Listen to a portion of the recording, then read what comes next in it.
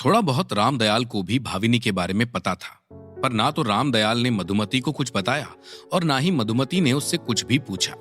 मधुमती को जब अपने सवालों के जवाब नहीं मिले तो वो ऐसे ही ईसुरी के घर में रहने लगी। उसने खुद को ईसुरी की दूसरी पत्नी मान लिया था और ईसुरी और उसके घर वालों ने भी उसे स्वीकार कर लिया था। ईसुरी के घर में इस समय सब कुछ ठीक चल रहा था, पर अधीरा परिवार में इस समय फिर से दुख फैल गया था, क्योंकि उन्हें मंगलू की मौत की खबर मिल चुकी थी। सबके चेहरे पर दुख की गहरी रेखाएं दिख रही थी। उन्हें समझ नहीं आ रहा था कि वो लोग क्या कहें। पटवर्धन काफी देर तक चुप बैठा रहा और उसके बाद उसने कहा, क्या शक्ति है इस ईसुरी नाम के आदमी में? ऐसी भी क्या ताकत इसने पाली है जो कोई भी इसका बाल बांका नहीं कर पा रहा है? पटवर्धन को ईसुरी की शक्तियों का कोई अंदाजा नहीं था और इसलिए उसे अपने भेजे हुए लोगों की मौत का बहुत ज्यादा अफसोस हो रहा था। पटवर्धन ने जिन हत्यारों को ईसुरी के घर भेजा था वो तो अभी तक लौटे नहीं थे, और जो लोग ईसुरी के पास गए थे उनकी लाश पटवर्धन के घर के बाहर ही रखी थी। उसे समझ नहीं आ रहा था कि अब किस शक्ति से ईसुरी से लड़ा जाए। कपिल भी पटवर्धन के साथ हैरान था, पर कुछ देर तक सोचने के बाद उसने पटवर्धन से कहा, मालिक, कहीं ऐसा तो नहीं कि नैरोगढ़ के मंत्री के लोग ईसुरी के घर पर रह रहे हों, या फिर ईसुरी और उसके परिवार की रक्षा के लिए मंत्री ने ईसुरी के घर में आदमी भेजे हों? कपिल की बात को ध्यान से सोचकर पटवर्धन ने कहा, मुझे लगता है कि हम उन सारे लोगों को जानते हैं जिन्हें मंत्री ने ईसुरी के घर पर भेजा है। पटवर्धन की बात सही थी, पर कपिल का दिमाग कुछ और ही सोच रहा था। उसने दिमाग लगाकर कहा, आपकी बात सही है, पर यह भी तो हो सकता है कि उन्होंने चोरी से कुछ लोगों को भेजा हो, क्योंकि इस गंगेश्वरी में इतना ताकतवर कोई नहीं है जो हमसे मुकाबला कर सके। मंत्री जी बहुत अच्छे से इस गांव को जानते हैं, क्योंकि काफी समय तक वो यहाँ रहे भी हैं, इसलिए इस गांव को वो हमसे भी सही तरह से समझते हैं। कपिल की बात में दम था, उसका सोचना सही था। कपिल की बात समझकर पटवर्धन का दिमाग काम करना बंद कर दिया और उसे नहीं समझ आ रहा था कि आखिरकार उसके और इस गांव के साथ क्या हो रहा था। काफी देर के बाद पटवर्धन ने कहा, देखो, उन लोगों को जो करना है उन्हें करने दो।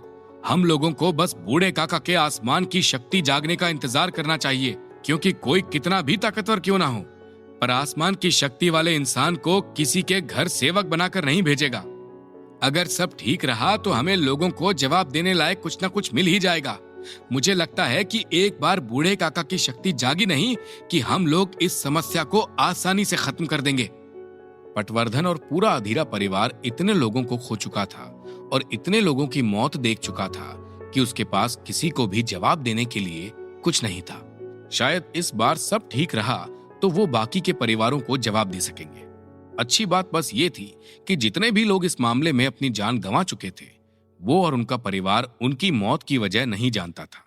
जिस वक्त पटवर्धन और कपिल एक दूसरे से बात कर रहे थे, उसी वक्त भूपेश और नंदन भी एक दूसरे से ईसुरी के बारे में ही अपने घर में बैठकर बात कर रहे थे। भूपेश और नंदन को ईसुरी और उसके परिवार पर हुए हमले के बारे में पता चल चुका था, क्योंकि उनके कई गुप्तचर ईसुरी के घर के बाहर घूम रहे थे और उन पर नजर रख रहे थे। खबर सुनते ही भूपेश ने नंदन से कहा, यह भला किसने किया होगा? नंदन ने कहा, जिस आदमी की मौत हुई है उसका नाम मंगलू था और उसके पास समुद्र की 7 गुना शक्ति थी। अब जब उसकी मौत गंगेश्वरी में सिर्फ एक ही बार में हो चुकी है, तो इसका यही मतलब है कि कोई है इस गांव में जो उससे भी ताकतवर है। कोई है इस गांव में जो उससे भी ताकतवर है। नंदन की बात सुनने के बाद भूपेश ने कहा, यहां तक कि अगर मैं भी उसे मारने के लिए जाता तो भी एक बार में तो उसे खत्म नहीं कर पाता। कहीं ऐसा तो नहीं कि ये किसी आसमान और सितारों की शक्ति वाले इंसान ने किया है? पूरे नैरोगढ़ में बहुत कम लोग हैं जिनके पास ये शक्ति है। नैरोगढ़ के मंत्री के पास भी ये शक्ति है, पर मुझे नहीं लगता कि अगर वो ईसुरी को बचाने आएंगे तो इस तरह से रास्ते पर लोगों को मारते फिरेंगे। इसके अलावा भूपेश और नंदन जानते थे कि अगर किसी इंसान के अंदर आसमान की शक्ति जागी है तो उसका पता अपने आप ही पूरे गांव में चल जाता था, क्योंकि उसका अभ्यास पूरे आकाश में होता था। इसलिए इसे छिपाना बहुत ही मुश्किल था। भूपेश की सब बातें सुनने के बाद नंदन ने कुछ सोचा और कहा, देखिए भूपेश जी, मुझे ऐसा लगता है कि हमें क्या पता होगा अगर मंत्री रमाकांत के पास कुछ और भी आसमान की शक्ति वाले लोग होंगे तो, और कोई सबको अपनी शक्ति बताता नहीं फिरता है। और उसके अलावा अगर उनके नाजायज बच्चे के बारे में सबको पता नहीं चलता तो ये राज भी तो राज ही रहता। कुछ लोगों को पता होने के कारण ही ये बात सबको पता चली थी। इसी तरह उन्होंने शक्तिशाली लोगों को भी छुपा रखा होगा। नंदन हर बात पर सिर्फ अंदाजा ही लगा रहा था, पर कहीं ना कहीं वो सही था। भूपेश और नंदन बहुत देर तक एक दूसरे से मंत्री रमाकांत के बारे में बात करते रहे और उन्हें ज्यादा कुछ समझ नहीं आया। उनका दिमाग अभी तक ये नहीं समझ पाया था कि भला ऐसा कौन होगा जिसने एक शक्तिशाली हत्यारे को एक ही बार में खत्म कर दिया होगा। भूपेश भी इस बारे में पहले बात कर रहा था, फिर उसे उसका असली काम याद आ गया तो उसने कहा, देखिए नंदन जी, मुझे इन सब बातों से कोई मतलब नहीं है। मुझे मेरे मालिक ने ईसुरी के बच्चों के बारे में पता करने को कहा है। जब तक इस तरह की बातें मेरे काम के बीच में नहीं आएंगी तब तक मुझे इन सब से कोई मतलब नहीं है। आप मुझे ये बताइए कि अग्नि परीक्षा कब होगी और उसकी क्या तैयारियां चल रही हैं। भूपेश अपने गुरु महादेव और उनके परिवार के लिए जानकारी लेने आया था, पर नंदन के साथ रहते हुए वो बहुत सारी बेमतलब की बातों में भी फंस जाता था।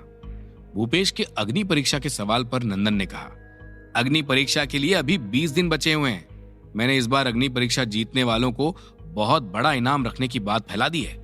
इस बार बहुत सारे बच्चे इस परीक्षा में आने वाले हैं और उसमें ईसुरी के बच्चे भी हैं, पर ईसुरी के बच्चे किसी भी विद्यालय से नहीं हैं, इसलिए उन्हें खुद के नाम से ही लड़ना होगा। कोई भी विद्यालय उन्हें अपना नाम नहीं देना चाहता है। नंदन की बात सुनते सुनते ही भूपेश उत्साहित हो गया और कहा, ठीक है, जब ईसुरी के बच्चों की परीक्षा हो तब मुझे बताना, मैं उन्हें देखना चाहता हूं। भूपेश का बार बार ईसुरी के बच्चों को देखने वाली बात नंदन को अजीब लग रही थी। उसने भूपेश से कहा, तुम्हें ईसुरी के बच्चों को लेकर इतनी ज्यादा क्यों चिंता है? अगर वो परीक्षा से बाहर हो जाते हैं तो उनकी शक्ति के बारे में वैसे ही पता चल जाएगा, और अगर वो परीक्षा में आखिर तक बने रहे तब तक मैं जाऊंगा ही उन लोगों को देखने के लिए। नंदन और भूपेश दोनों ही अग्नि परीक्षा के बारे में बात कर रहे थे।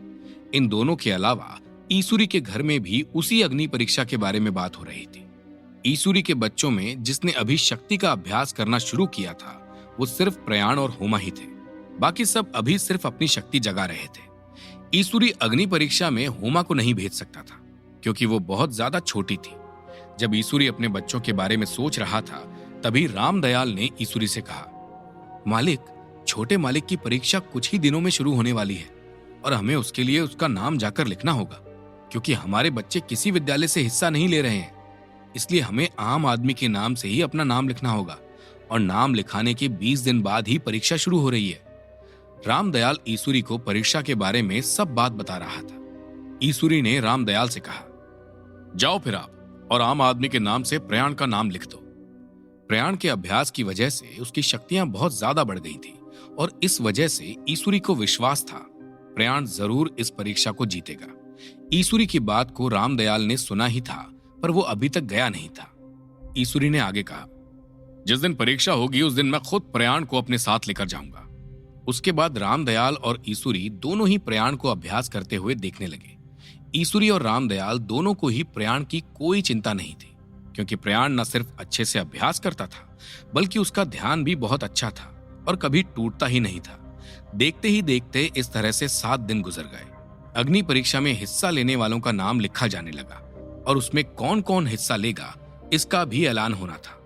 बहुत सालों पहले अग्नि परीक्षा को इसलिए शुरू किया गया था ताकि जो गरीब लोग हैं और विद्यालय में पढ़ने नहीं जा सकते हैं उन्हें एक जगह मिले जहां पर वो अपनी शक्ति को दिखा सके और बड़े लोगों के सामने उसका प्रदर्शन कर सके। एक तरह से ये गरीब लोगों की शक्ति दिखाने का ही मंच था, क्योंकि आसपास का हर विद्यालय बहुत महंगा था और हर आदमी इतना पैसा अपने बच्चे पर नहीं लगाता था। उसी परीक्षा के दौरान कुछ बच्चों को बड़े लोग या तो विद्यालय में पढ़ने के लिए बुला लेते थे या फिर कुछ पैसे दे देते थे, और जो जीतता था उसे तो अच्छा खासा इनाम मिलता था। हालांकि गरीब घरों के जितने भी बच्चे आते थे वो ज्यादा ताकतवर नहीं होते थे, इसलिए इस साल प्रयाण उनमें सबसे ताकतवर लड़का होने वाला था। ईसुरी ने प्रयाण के अभ्यास के लिए एक शक्तिशाली आदमी मुखिया को इसलिए रख दिया था ताकि प्रयाण रोज अपने से ज्यादा शक्ति वाले आदमी से लड़ सके और आगे बाहर लड़ने की तैयारी कर सके। मुखिया रोज उसे नए दांव पेच सिखा रहा था, इसलिए परीक्षा के लिए प्रयाण पूरी तरह से तैयार था। उसके लिए अग्नि परीक्षा बस एक अभ्यास मात्र ही था। वो खुद, ईसुरी और बाकी सब भी इस परीक्षा से बिल्कुल भी डरे हुए नहीं थे। क्या ईसुरी और प्रयाण का ये विश्वास इस परीक्षा में जीतेगा या फिर कोई प्रयाण से भी ताकतवर लड़का उसे हरा देगा? प्रयाण के अलावा और कोई इस परीक्षा में हिस्सा लेगा? इन सब सवालों के जवाब जानने